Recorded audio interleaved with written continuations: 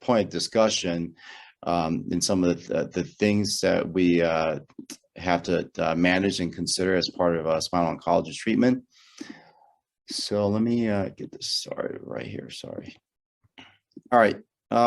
So here are my disclosures. There are really no direct conflict with the contents of this talk here.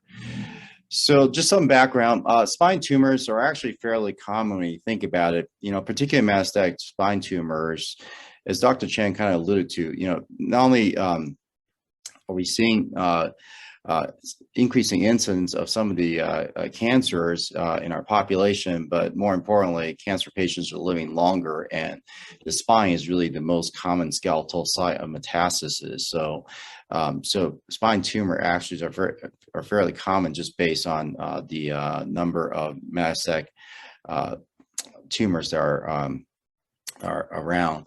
And then you also have, primary tumors that either come from the bone or come from the central nervous system structures, such as, the spinal cord itself or the coverings around the spinal cord.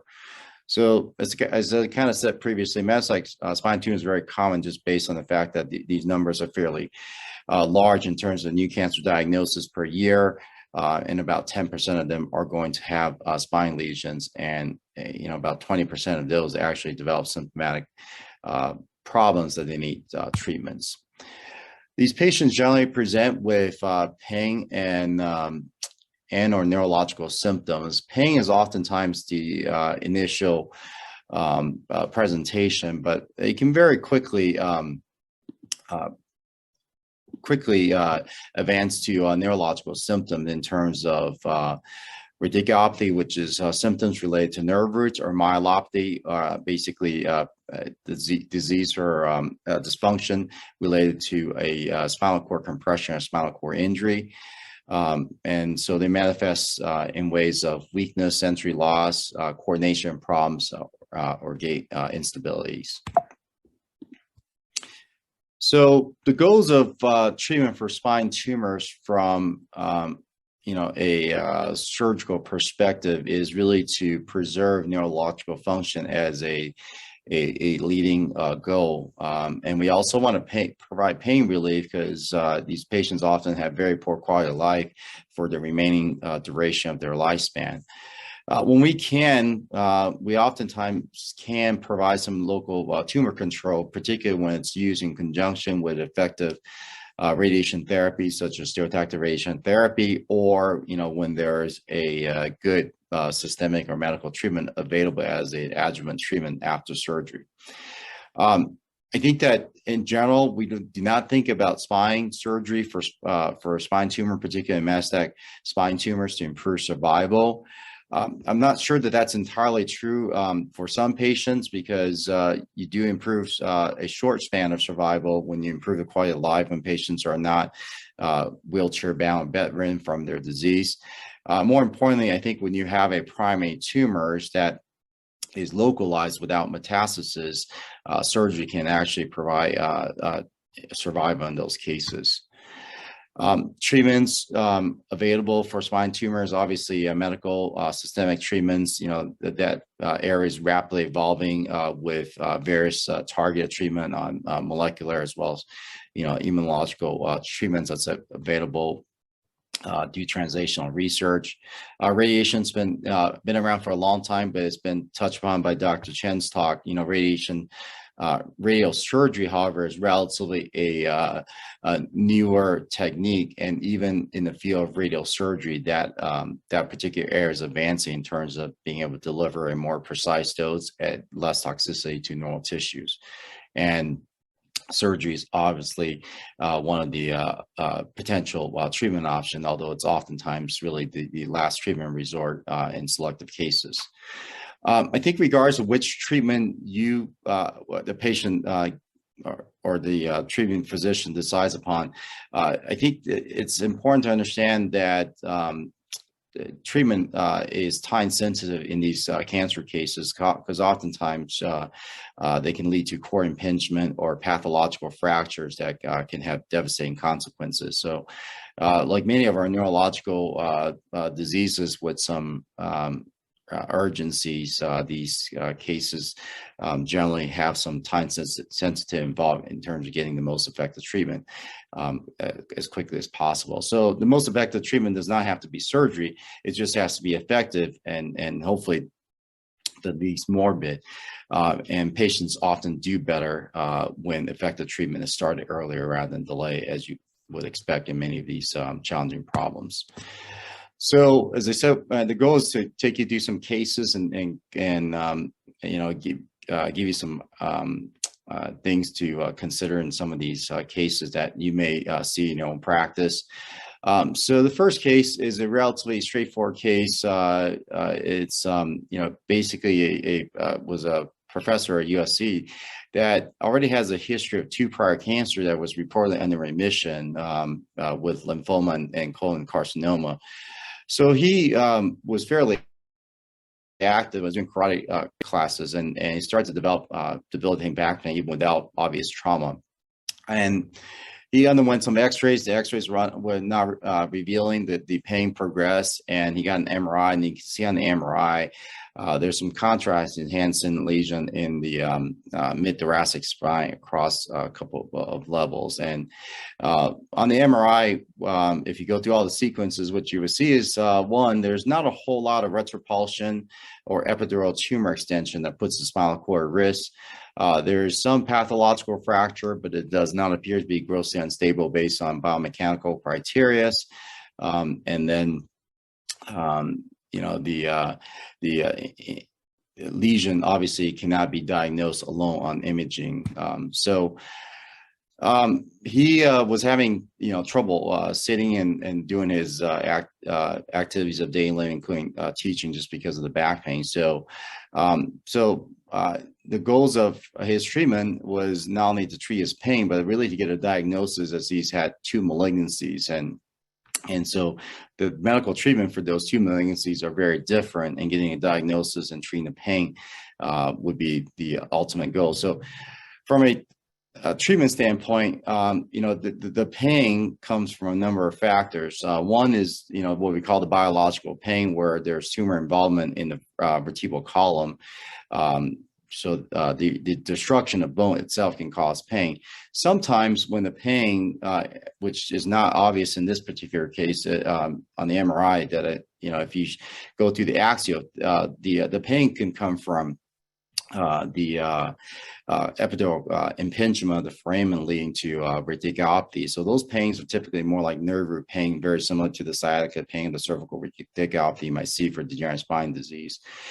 And then you have the mechanical pain, which is really just biomechanically the bone and vertebral column is no longer strong enough to withstand the weight of the patient and the biomechanical demands of the patient. So, you know, based on the history and the imaging of this, I think that it's important to recognize that the 2 more likely sources of pain here would be the biological pain and the mechanical aspect of pain. So to get both treatment and biopsy, this is something that could be easily done to percutaneously. The procedure Dr. Chen talked about, it's a percutaneous procedure where you can get a percutaneous needle biopsy, and in the same setting provide cement augmentation to that vertebral body. You know, kyphoplasty is just one of the ways to do it, but the goal is really using that cement to fill that void and bone defect from the tumor involvement, and the stabilization of the bone defect with filling the cement is what leads to improvement of the pain. So after obtaining the diagnosis, this turned out to be a metastatic colon cancer, and he was ultimately treated with systemic therapy appropriately based on the pathology. So this next case actually is a interesting discussion point that highlights some of the you know, treatment consideration that both medical specialists, radiation oncologists, as well as surgeon need to be aware and consider. This is a 38-year-old gentleman that has a known stage 4 cancer with visceral metastasis as well as bone metastasis, and he actually presented to me in June. with neck stiffness and neck pain. And on the MRI, you can see that the spinal cord is well free based on the fact that there's really no compression of the thecal sac from the T2 wave images sagittal, and I assure you that that's true both on sagittal and axial if you go the entire series. But in a contrast study, what you see here is that now there's contrast enhancement around this C12 region.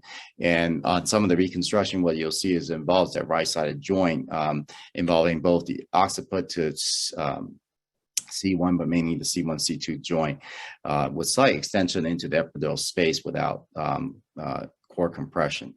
So with this, if you look at a case like this, there's no neurological risk of compromise because of lack of core compression, epidural disease. There's really no mechanical instability yet, even though he's got some pain symptoms from mechanical movements. There's not a whole lot of pathological deformity that is a risk for a pathological fracture from the cancer. So this is a well-suited, case for medical treatment that does not need to be treated non-surgical. This is his X-ray.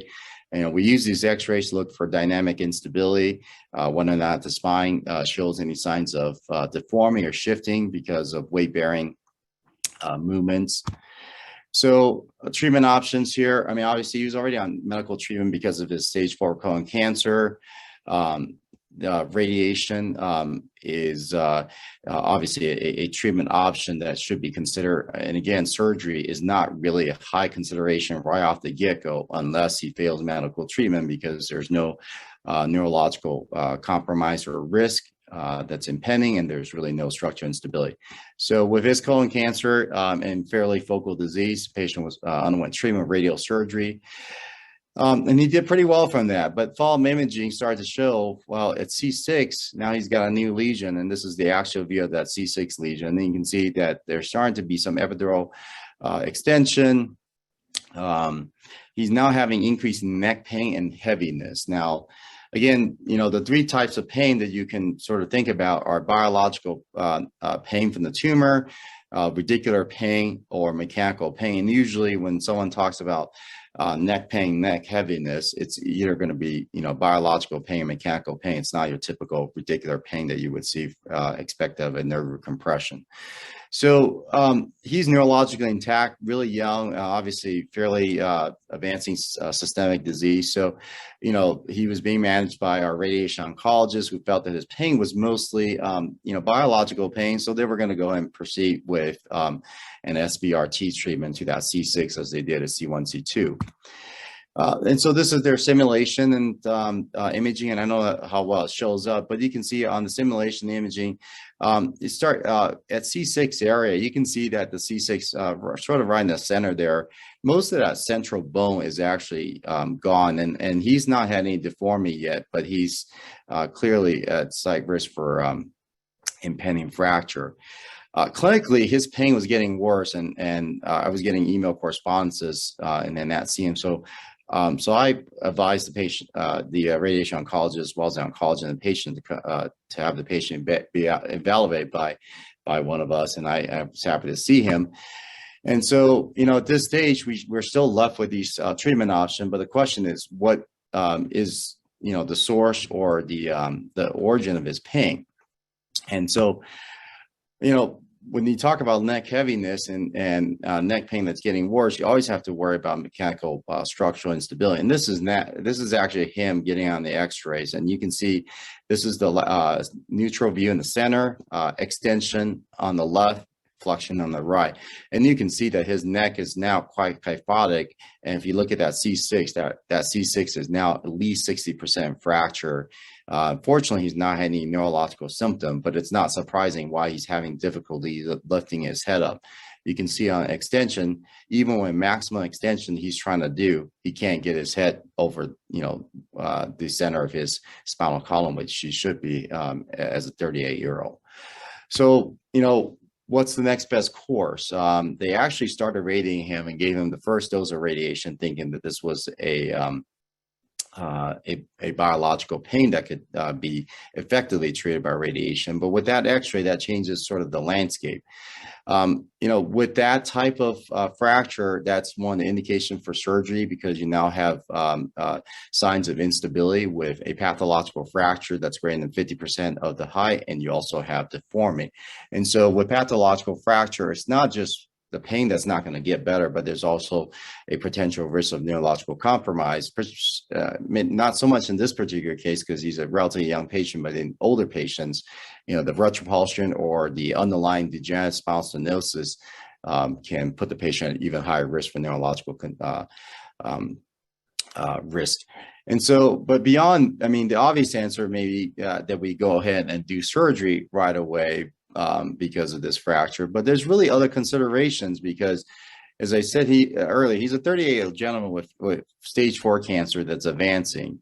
The things that we got to account for are not just his immediate need, but also his long-term prognosis related to his systemic disease. And so this is where the various stakeholders in a multidisciplinary team is so critical. So I was able to speak to the radiation oncologist attending and warn her about the pathological fracture that has progressed significantly. So we held off on further radiation just in case, because surgery after radiation would have a much higher risk of infection, as well as esophagitis and dysphagia problems with that particular location. And on top of that, we discussed with the oncologist about, should we proceed with surgery based on his systemic disease, and whether or not holding any chemotherapy and radiation for a few weeks that's required for surgical intervention is feasible given his systemic burden of disease. Functionally, he was actually neurologically intact, and as a 38-year-old, he was actually very functional. So this was actually just a fresh case from this week that I wanted to share, and sort of share some of that the discussion that should hopefully occur more frequently in these cases in terms of managing these patients. We still have a little more time, so I'll try. The goal is not to go through all these cases, but hopefully just share you some of the different experiences that we have with spine tumors, and hopefully drive some discussion and question at the end. So this next case is a 62-year-old female who was otherwise healthy, and is actually a wife of a family doctor that was having worsening back pain insidiously over 6 months, and they were treating it much more along the line of degenerative back pain, because the initial x-rays were fairly non-revealing. But over time, as the back pain worse, she got workup, and you can see on the MRI, pretty much every body lights up, including the ilium and pelvis. It was very obviously a metastatic tumor of some sort at that point. She underwent a biopsy, and this is a leiomyosarcoma. So leiomyosarcoma, for those of you may not know this, but leiomyosarcoma is a chemo-resistant as well as radiation-resistant tumor. But when you look at a disease like this, you certainly can't say surgery is the primary treatment for this with this type of diffuse pattern. But part of the issue that she's having now is because she's having severe pain from a fracture. Now, because of the diffuse nature of the disease, she went ahead with radiation therapy, which is very much appropriate, despite the fact that it's radiation resistant, to try to attempt to treat the pain that comes from the tumor itself. Pain did not get better, and it's not entirely surprising because L2 vertebral bodies, you look here, there's retropulsion, and the anterior and the posterior portion of the bone is essentially disconnected. And on the axial view, you can see you also have a high-grade compression of the spinal canal of the caudal canal at that particular level. So, so for someone like this, you're really doing surgery for palliative reason if you're going to do it. Medically, they are certainly maximizing everything they can do in terms of systemic therapy as well as even radiation therapy. And radiation therapy is really most of the time a one-shot deal unless it's a salvage case. And so, with the goal here, there's very limited ability for us to do any tumor control without effective systemic therapy. So our goal is really to just improve her pain and also to prevent her from having neurological deterioration such as Codd-Quanta syndrome. So with this type of pattern without a need for high-grade spinal cord compression, decompression, it's very similar to what Dr. Chen talked about in terms of separation surgery. We just need to stabilize and make some room for the spinal canal. And one of our expertise and our passion is to do minimally invasive spine surgery, which in this particular case, basically we're doing percutaneous screw placement that can be done, do really relatively small incisions, and then do a small opening, do one of those incisions to do a laminectomy, and you can see the post-operative result. Generally, you have very little blood loss associated with this. Her back and leg pain actually improved immediately right off the get-go by over 50%. She was, went from basically not walking to walking on post-op day one. She did have some chest pain from her underlying cardiac issue that had to be worked up, but there was no, fortunately, she did not have any significant cardiac event and was discharged home after a negative workup for cardiac chest pain. And then I think in the last few minutes, I just want to share with you this really quick two cases and just illustrate that point that there is a significant difference in someone who gets treated early, do early recognition of the impending risk versus a delay in treatment. So this first is case is the 57-year-old gentleman who had progressive back pain, leg pain with numbness. So very typical symptoms of spinal cord metastasis. And he actually he's 57, he actually started to develop pretty much almost inability to walk by the time he transferred to us. He had no cancer diagnosis. This was his first time with this presentation and was diagnosed with prostate cancer. He was started on Lupron and progressed pretty quickly within a matter of a few weeks from this lesion. You can see on the MRI, it's a typical pattern of a pathological fracture, retropulsion, epidural tumor disease with severe cord compression. So it's not surprising that this patient has pain and severe neurological symptoms pretty early. So I think that, unfortunately, in this particular case, there was delay in recognizing how quickly he was deteriorating. By the time he presented to us in the hospital, he was already non-ambulatory. We still had to operate on him because he had residual functions left. He's 57, first-time diagnosis with prostate cancer that should have a fairly a good prognosis in many cases. But despite the fact that he had a very successful surgery without any complications from the surgery itself, he remained non-ambulatory. He had minimal movements in his leg. He was wheelchair bound and, had a prolonged stay in a nursing home. And ultimately, he actually developed pressure ulcers and pneumonia and passed away from this, a few months after being a resident at a SNF home. So this is in contrast to a very similar case in imaging, but this is, a 72-year-old gentleman who has a no metastatic melanoma that presented with very similar symptoms of back and neck pain. However, he didn't have neurological symptoms, but his back pain was progressing pretty quickly. He and his partner recognized that with his cancer history that they needed to pay more attention. He's quickly referred not only to radiation oncology, but radiation oncology at the same time, and due joint effort, the discussion